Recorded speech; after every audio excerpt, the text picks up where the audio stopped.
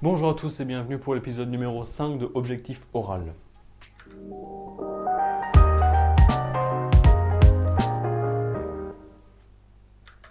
Alors aujourd'hui c'était vendredi, voilà c'est le 5e épisode, non pas des révisions pour les oraux mais pour la préparation à l'oral.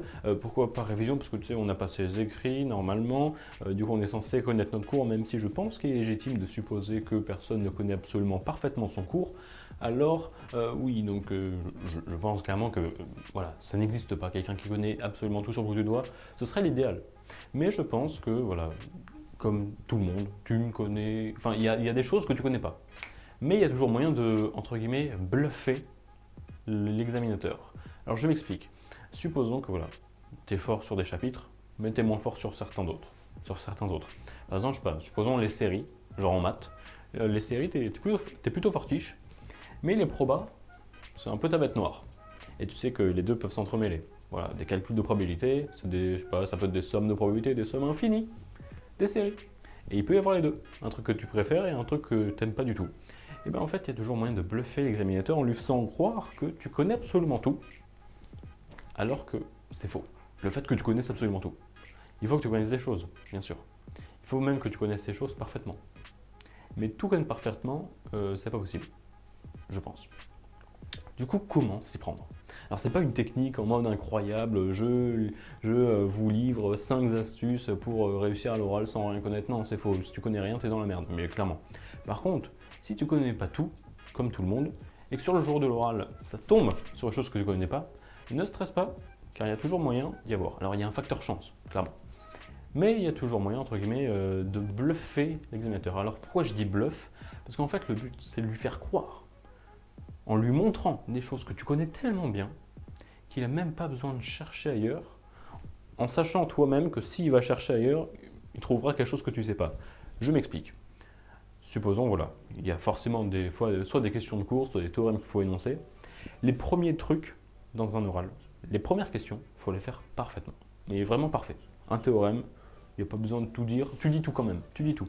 L'IPP, tu dis toutes les hypothèses, toutes les conclusions.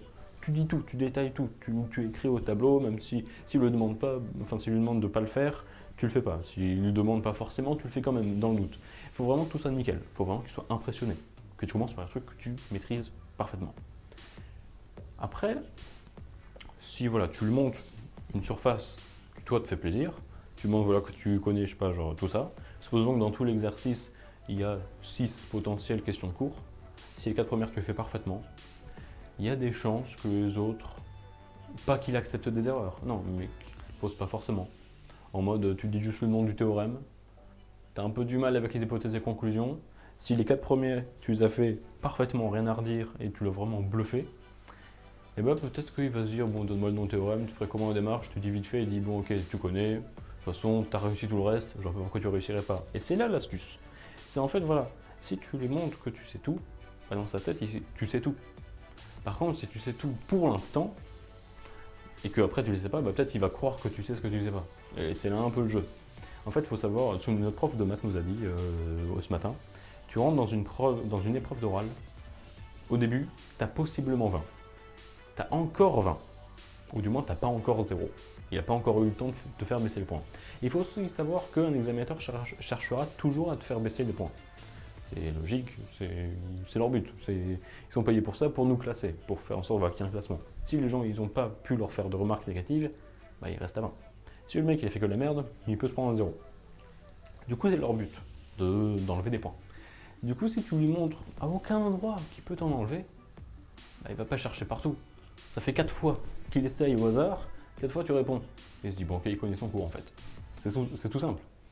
Par contre, si sur les 6 questions de cours que je t'avais dit, tu en connaissais 4 par cœur, mais les 2 autres, tu es un peu tangible, il va peut-être te poser la première.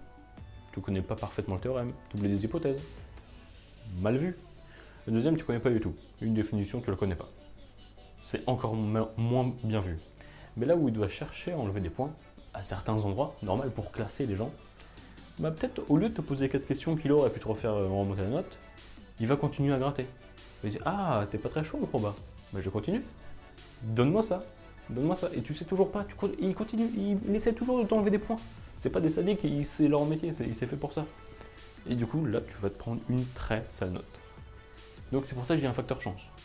Il faudrait que théoriquement, tu commences par sur quoi tu es le plus habitué et là où tu es le plus en confiance.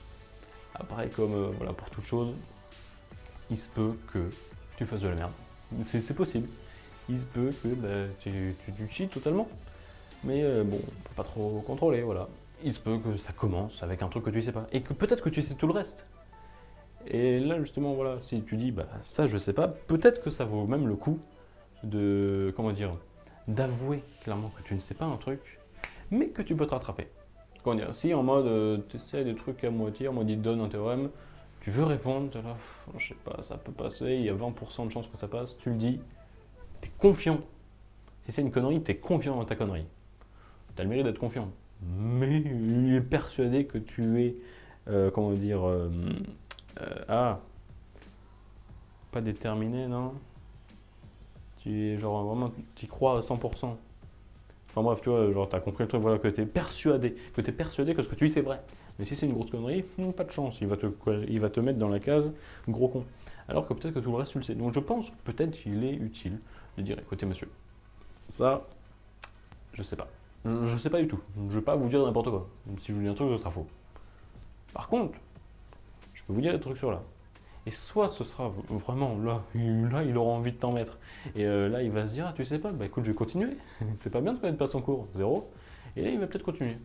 S'il est plus bienveillant et qu'il pensait juste chercher au hasard et que pas de chance, tu connais pas tous les trucs qu'il te demande et que dans sa tête, tu connais absolument rien, peut-être que bah là, il va se dire, ah bah attends, mais en fait, je vais t'interroger sur un truc que tu sais. Peut-être qu'il va essayer d'élargir le champ des possibles des questions et de te poser des questions sur un truc que tu sais. Donc c'est pour ça que je pense qu'il y a moyen de s'en sortir. Et surtout, il faut garder à l'esprit que 2 ans de prépa, c'est très long. C'est 1000 fois plus long que le peu de temps où tu es interrogé. Les écrits, c'est quoi? C'est même pas un mois. Sur les 24 que tu as fait, c'est que dalle. C'est même pas 5% du temps. Les oraux, je pense que si tu mets tous les oraux côte à côte, ça doit peut-être tout tenir en une semaine et demie. Une semaine et demie par rapport à tout le reste, c'est vraiment que dalle. Donc tout peut jouer à pas grand-chose. Aux écrits, peut-être tu as eu la chance. Peut-être que tu as réussi à répondre sur les 40 questions à 25 questions, que des trucs que tu connais. Les 15 autres, tu n'en avais absolument aucune idée. Mais par chance, bah, les gens en auraient répondu environ à 20.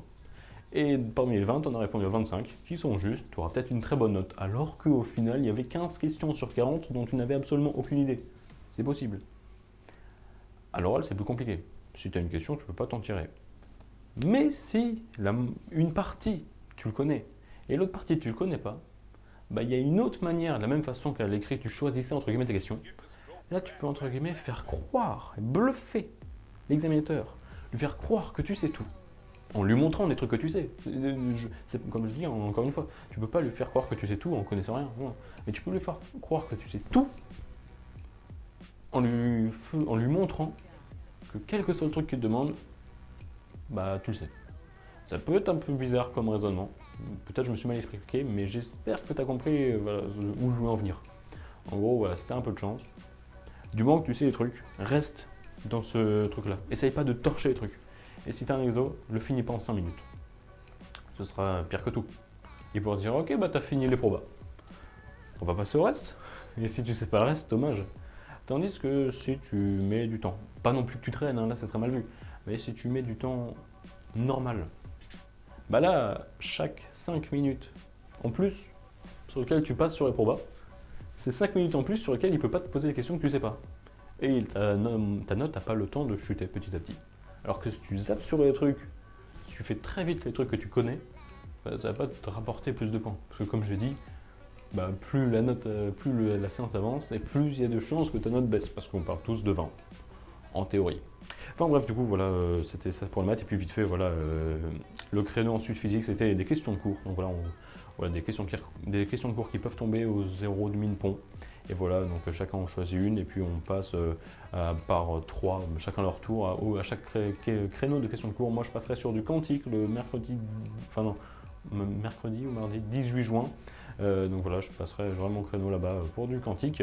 Et puis voilà, j'aurai le temps du coup de le préparer. Du coup, ceux qui sont passés aujourd'hui, il y en a eu un sur les positions d'équilibre stable, instable, pour la force conservative à une dimension. Il y en a un autre qui est passé sur les oscillateurs à pont de Wien, les oscillateurs régime quasi-stationnaire, les oscillateurs optiques, et un autre qui est passé sur la machine thermique. Ça fait des bons trucs, en 10 minutes, le temps passe vite, alors attention. Et donc voilà, donc sinon je vais me préparer à tout ça, et puis sinon j'espère que voilà, ça vous a plu. Et puis sinon sur ce, je vous laisse, je vous dis à la prochaine, à plus.